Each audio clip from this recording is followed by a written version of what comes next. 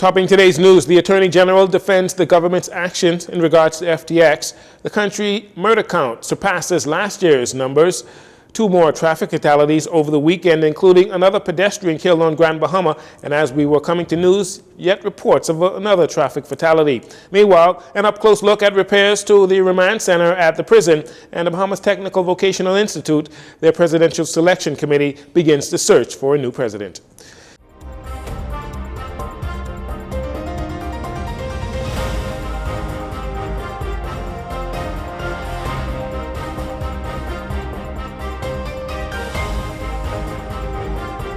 Good evening, Bahamas. I'm Jarino Saunders. This is your JCN Evening News. It's a pleasure to have you join us.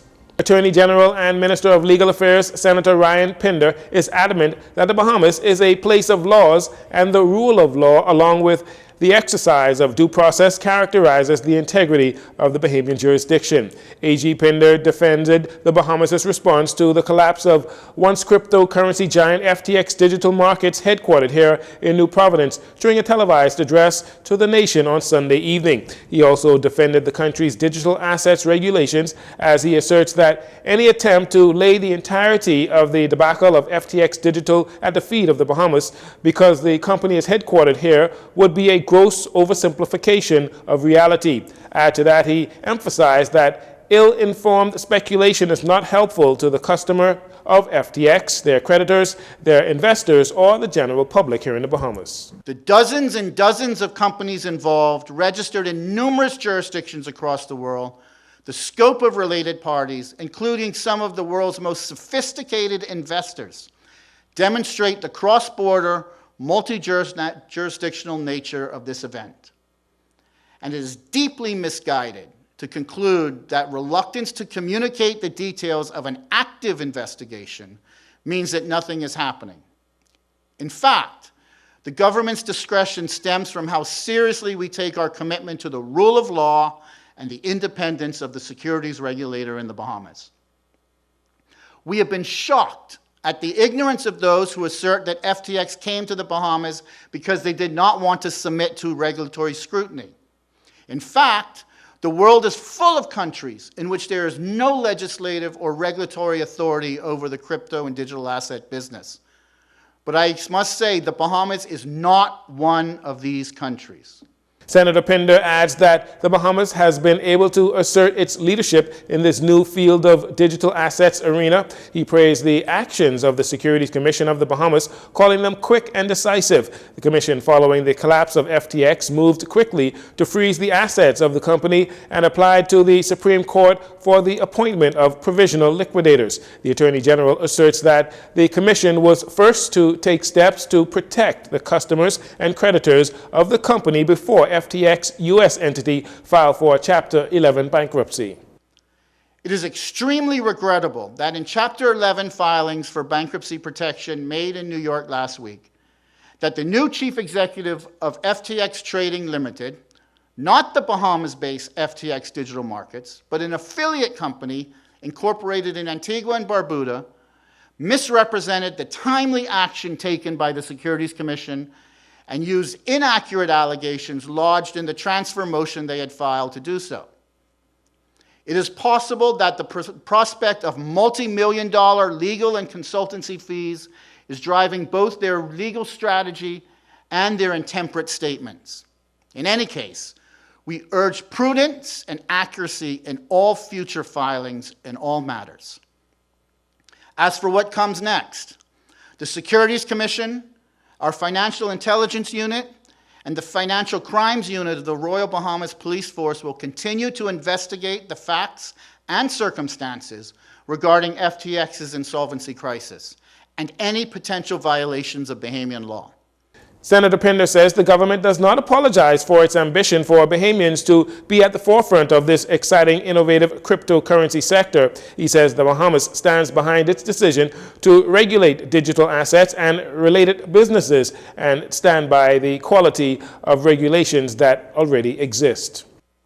As is provided for under our regulatory framework, we are already working with a number of specialists and experts and will continue to do so as the need arises.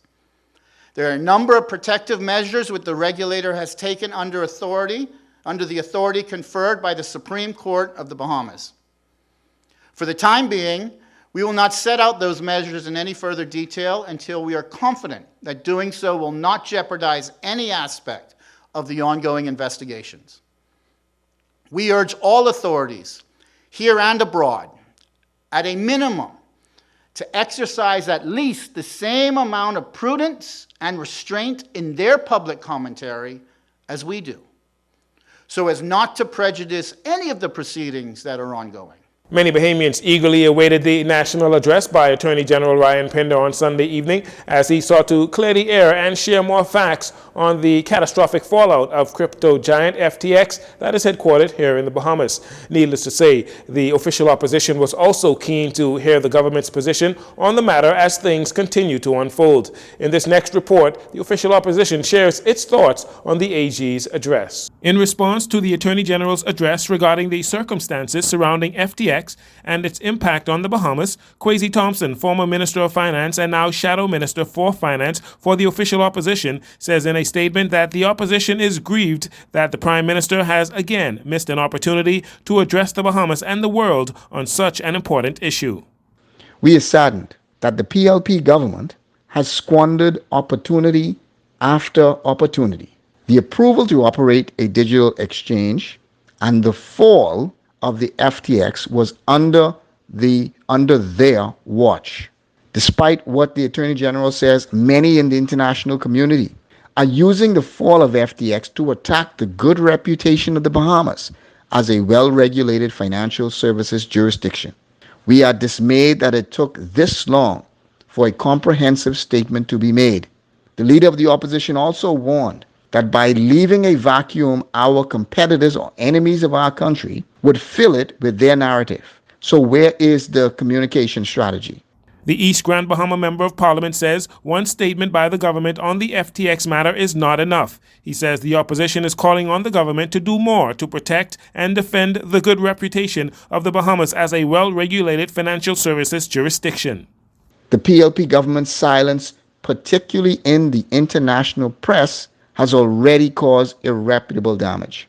We agree with the Attorney General that comments in this matter must always be responsible. The leader of the opposition and all members of the opposition have always spoken in the best interests of our country. This is precisely why I make these comments. The Bahamas' reputation is under attack. We are a well-regulated and experienced jurisdiction with the best talent in the world. And in the best interests of our country, we must act to protect our industry. Albeit late, Mr. Thompson says the Free National Movement accepts the statement by Senator Pinder and agrees with the government's acknowledgement of the fact that it was the FNM's administration that positioned the Bahamas as a world leader in the cryptocurrency industry. The opposition welcomes the comprehensive statement by the Attorney General Ryan Pinder. We agree with the Attorney General that the FNM administration positioned the Bahamas as a world leader in fintech financial services through the passage of the Digital Assets Act, or DARE Act. This legislation is innovative, bold, and progressive. In 2020, the Bahamas was successful in being one of the first in the world to provide a regime which was intended to attract the best in the world in this fast-moving new industry. This industry provides new well-paying employment opportunities never seen before and new wealth opportunities for every Bahamian to become an owner in this industry. The official opposition is urging the government to meet with them and, more importantly, key players in the fintech industry in order to manage the international message regarding FTX's collapse in a non-partisan way. The country's murder count for the year now surpassing last year's 119 murders and now the highest murder count since 2017. Police are currently investigating the 120th homicide that occurred on Cowpen Road sometime after 7 a.m. when police received a call that a male in his mid-20s was lying on the southern side of the street next to the sidewalk. Officer in charge of the Criminal Investigation Department, Chief Superintendent Michael Johnson, gives these details. When officers arrived, they met the lifeless body of a dark male. He had wounds that were consisted with gunshots. Close examination of him, the male was lifeless. Superintendent Johnson goes on to say that based on the condition of the body, the victim was not killed in the area and was left there for no longer than 1 hour prior to the police's arrival. He gives this appeal to residents. Again, we appeal to members of the public who may have any information in relation to this matter to please contact our Crime Tipsis line or CID at 502-999-123. We suspect that this is not the primary scene based on our evidence so far that we found on the scene, and so we are continuing this investigation. Well, it is a serious matter, and that shows you that we have some persons, a small sector of our society, that have no concern for life. They have no concern for themselves and they have no concern for anybody else. Superintendent Johnson also gives this advice to residents as the holiday season has begun. Well, again, I ask persons as we approach the Christmas season to please be vigilant. Be aware of your surroundings, be aware of where you go, who you hang with, because that could cause some problems for you. If you know that persons are on bail for any serious matters, I ask you and I caution you not to be in the vicinity where these persons are, because it could cause some trouble for you. And I would say that the police are always concerned when these incidents occur. We continue to adjust our crime fighting measures, and we have our operation team up and about. Also, the operation team from the station itself is in this area and the neighboring communities. So again, we ask that you please be cautious as we approach this holiday season. Investigations into this latest homicide is ongoing. Meantime, police investigating a double shooting incident that leaves 2 males in hospital, both in serious condition. While police say they are uncertain of the circumstances surrounding this incident, early reports reveal that around 8:30 p.m. on Sunday, ShotSpotter technology alerted police to gunshots being discharged in the Miami Street area. Police responded and on arrival discovered a 34-year-old male suffering from multiple gunshot injuries to the body. He was taken to hospital by the emergency medical services personnel. Acting on information received that a second male was shot and taken to the hospital via private vehicle, police proceeded to PMH where it was confirmed. The victim is a 31-year-old male of Lincoln Boulevard. Police are appealing to members of the public who may have any information that can assist the police with their investigations to contact them at 919-911, the Criminal Investigations Department at 502-991 or 502-992, or Crime Stoppers at 328-TIPS. That's 328-8477. National Security Minister Wayne Monroe, along with other Bahamas Department of Correctional Services, or BDOCS officials, toured the remand center at the prison today. The purpose of the visit was to inspect the renovations being made at the facility following the American Correctional Association Assessment, or ACA, report last month. We've had an assessment done by the American Correctional Association as a step towards having the housing units at the Bahamas Department of Correction certified as a correctional facility. The assessment was made of the remand center.